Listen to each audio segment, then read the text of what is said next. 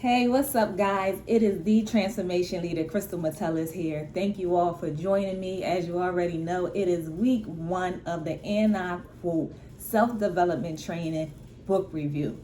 Guys, I am glad to have you here with me today. Make sure that you are engaging in the comment section because, as I mentioned before, in the following videos, I will be discussing all of your viewpoints, all of your questions and concerns, or any add-ins that you may just have that can, sharpen us. So make sure that you engage in the comment section. But I want to start off right out the back with a question. And that question is, have you ever heard somebody use the phrase that they are hopelessly devoted to something?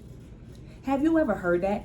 That is something I actually heard a whole lot growing up. I've heard it in-house, out-house. I've heard it in plenty of movies, and it makes absolutely no sense at all. And I'm like, why? Why would anyone want to confess over their life that they are hopelessly devoted to anything? So what I decided to do in this book was I titled the first segment of this book, Hopefully Devoted.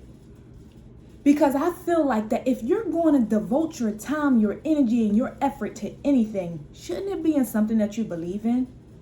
Why would you want to devote yourself to something that you don't have no hope for?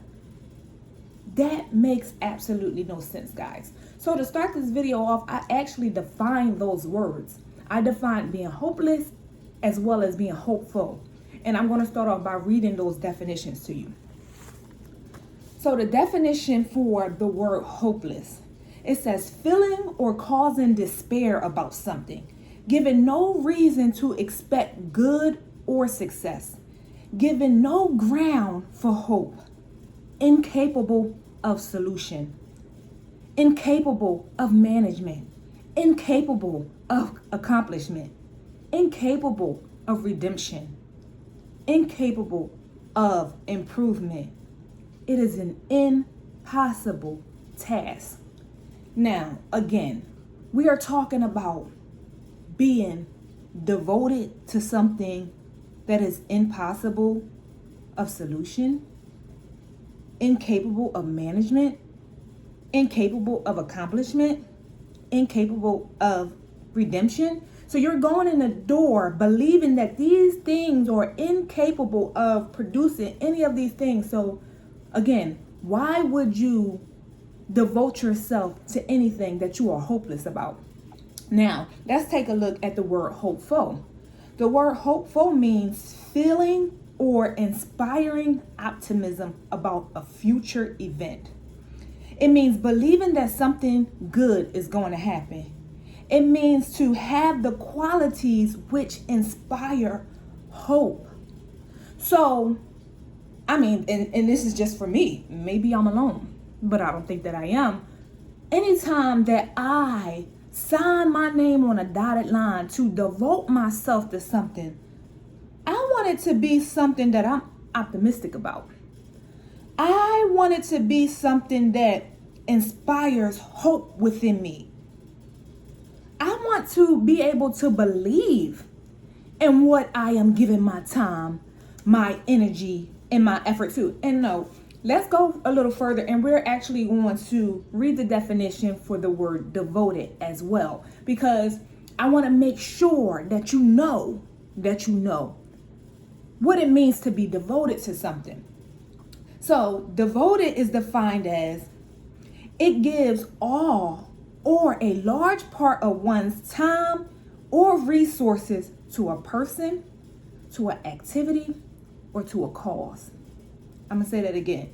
It gives all or a large part of one's time and resources to a person, an activity, or to a cause. It means to be loyal. It means to be focused on that particular thing or that particular cause and to work to achieve its goals. When you are devoted to a person, you place their needs above your own. And when you are devoted to a cause, you work wholeheartedly to achieve its goals. So if you are going to be devoted to something, that means that you are agreeing to wholeheartedly achieve the goals of that cause within your power to do so. It means that when you decide that you're going to be devoted to a person, to a place or a thing, it means that you are placing the needs of this thing above your own, meaning I'm going to subtract and exert my time and energy from myself, and I am going to dedicate it and give it to this person, place, or thing. So if you're going to put that commitment into something and you're going to be that loyal to something, shouldn't it be something that you are hopeful about rather than hopeless? So I want us to actually think about some of the things that we're saying. Or if it's not something that you have said, but you have heard being said, and maybe you just let it fly over your head, I want you to start to dissect more of, the conversations that you are a part of and the conversations that you are engaging. Because the whole purpose of this, and I quote, devotional, and it's actually written down here. It says to help you to boss up, take charge, and put a demand on your day. In order to live a life of intention, you have to be intentional about your life. So it is important that we start to properly assess the things that we are saying out of our mouths, properly assess the things that we are letting being spoke into our lives, and just properly assess all of these sayings and these popular cliches that we pick up along the way, because we carry those things without fully understanding what's being relayed when we say these things out of our mouths, guys. So I just want us to be very mindful of those things, and it just made me want to highlight it in the book. So I titled that first segment Hopefully Devoted, and in that segment, like I said, I talk about the benefits of devotion and why devotion is so important. Devotion is something that daily devotion is something that you can implement on a day-to-day basis, preferably in the mornings, so that it can help to be a jump start to your day. It can help to ignite a fire within you. It can have you to prioritize a list that you would like to tackle and accomplish throughout that day, so that your day is not meaningless, but meaningful. Because a lot of times, guess what? Life don't stop. It's going to continue to happen, and it will start to demand from you if you don't demand it first. So you get up and you go about your day and you walk outside and you get a phone call, and the phone call is telling you one thing, and then you go out the house and you see something happen down the street, and now that's dictating another thing from you. And then you have to deal with your family and your friends, and they say, oh, well, won't you come be a part of this? Oh, you know what, I need you to do something for me. And before long, you are pulled in all these different ways, and you have no agenda of your own. And with no agenda of your own, none of your needs get met. So that's what's happening with a lot of us. We are putting our time, our energy, and our effort everywhere else, and we're neglecting self. Not only that, we are neglecting God. So one of the things that I talk about in that segment of the book is how the very start of our day should be dedicated, should be devoted to God and to ourselves first. Because everything we give from ourselves stems from what is placed within first. I cannot give you anything from a depleted account. I have to have something in store to give from. And this is so important for us to really wrap around our minds, because a lot of people will try to give from a place of depletion. And what you are doing is you're leading people astray. You're leading them into a ditch. The Bible defines it as the blind leading the blind. When you initiate daily devotion at the start of your day. That is your training ground to make sure that you are well equipped and well prepared for what the world will bring to you next. Am I saying that unfortunate things will not happen because you did daily devotion? That's not what I'm saying. But what I'm saying is, if you work on yourself, you are better equipped to be able to tackle or handle whatever the day brings. Not only that, it helps you to prioritize your own agenda first. That way, when you go outside and life comes at you, you are able to properly put things in their rightful space without neglecting the things that you need to do for yourself as well, because that should be the start of your list, guys. I don't want to make these videos long, but I do want to make them impactful. I do want to make them meaningful, and I want you to get the sense of urgency behind the topics. So we're going to be moving right along to day one. I'm going to try to, at least have 2 days per video. But in regards to hopefully devoted, if you haven't read it yet, I want you to go ahead and read that segment in addition to hearing what I just spoke about in this video. And I want you guys to engage in the comment section. Let me know your thoughts. Let me know what you think. Or if you're already implementing some form of daily devotion, share with us what you do. Give us some ideas. We all want to, be a helping hand to one another. If you found something that works for you, it may be able to work for someone else as well. So if you're willing to share, we open up the doors for you to be able to do so. And like I said in the next video, if you share something, I'll make sure that I make it known in the next video and we can help one another out. But moving on, we're going to move on to day one's devotion. So guys, pull out your books and let's turn to day one.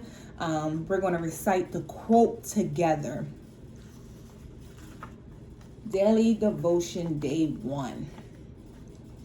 Daily devotion day one's quote reads, "The path to righteousness blocked by sin is not a dead end." That's something to think about.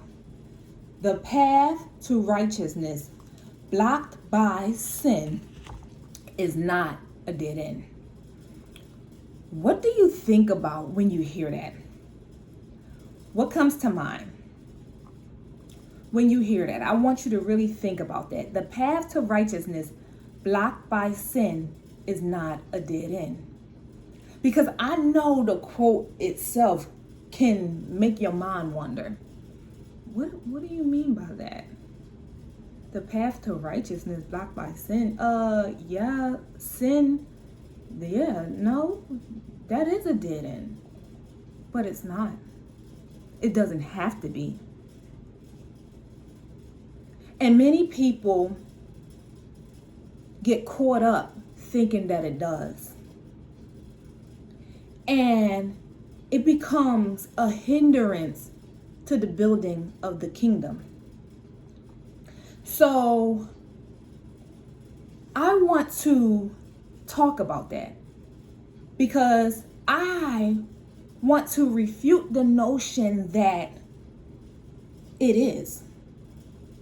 Because you have so many people that will say things like, I can't go to church. If I go to church, God gonna be displeased. You know the stuff I did in my life. You know where I come from. They're not gonna accept me. No, I would like to go, but that's not gonna work because I got a laundry list of things that I done. Let me get my life together first, and then I'll come around because I'm not gonna feel right. Like, everybody's going to be looking at me crazy. Everybody's going to be looking at me, funny. What? No. Or, no, keep them over there. No, you know what they into? No, if they coming over here, then they better make sure that they do this, and this first, and then they're welcome. That's not how things is supposed to work. That it's not the case, because the reality is God will accept them just as they are. God will go meet them just as they are. And I don't want you to think that if you are a person in that state where you feel inadequate, that your situation is too bad or that you went too far left to come right. Because that is a false reality.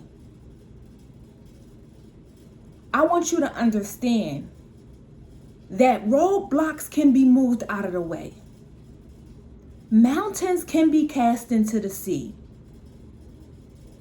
You can go a different direction. There is always time to turn around. Let's look at the example of a navigation device, right?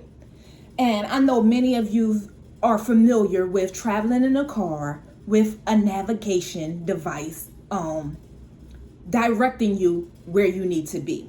So you start off by doing what? You start off by identifying where you are and then inputting where it is that you are trying to go, right? Where you are with where you are trying to go. And you push start. And this navigation starts taking you to your desired destination. Along the way, you decide to stop and veer off course. What happens with the navigation device?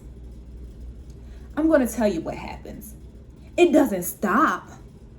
It does not tell you you can't come back. Oops, you messed up. Wrong turn, the end, I'm shutting down. Nothing left to see here. None of that happens. What the navigation device does is it automatically recalculates you back to the original route, or if not, to an alternate route that can still get you to your same destination. That's what it does. And the best part about it is, no matter how far off route you go, it will continue to recalculate from exactly where you are at that current moment. Case in point, no matter how far left you go, you can always come back right. I remember teaching a Bible study. It was a few months ago, and I talked about one of those games that we used to play when we were younger on the back of cereal boxes. And if you remember, it was like little maze games on the back of cereal boxes. So they'll have the character on one end and they'll have the prize on the other end. And what you had to do is you take your pencil and you draw throughout the maze to get the character from this end of the box to the opposite end of the box where the prize lied. And all along the way, you will run into these walls that will stop you from going any further. But we never stopped at not accomplishing our original goal, which was to get to that prize. All we did was recalculate and course correct and change the direction that we were going, or turn around and go the opposite way to get us to the destination, to get us to that desired place. And that is what we need to learn to do in life. You feel like because you failed, that's the end. You feel like because this one direction didn't work, that's the end. You feel like because you ran into some pitfalls, that's the end. You feel like because you did some things wrong, that's the end. No, that is not the case. You can redirect. You can course correct. You can go another way. If the promise is there, then that means the promise can be obtained. And this is the message that I am trying to relay in day one of the devotion. And I'm going to read it again, the actual quote. The path to righteousness blocked by sin is not a dead end. All you have to do is simply put yourself in position and then move that roadblock out of your way. It doesn't own you. It doesn't define you. You are self-employed. You are your own boss. You are the dictator. You can put a demand on your day. Guys, I hope that blessed you. That was day 1 of the And I Quote 31-day devotional. Make sure, guys, that you engage in the comment sections. Tell me what you think about day 1. Tell me your perspective of day 1. Share with me stories. If you have any questions, feel free to leave that as well. I'm looking forward to hearing from you guys, and I will see you next week in the following video. Be blessed, guys.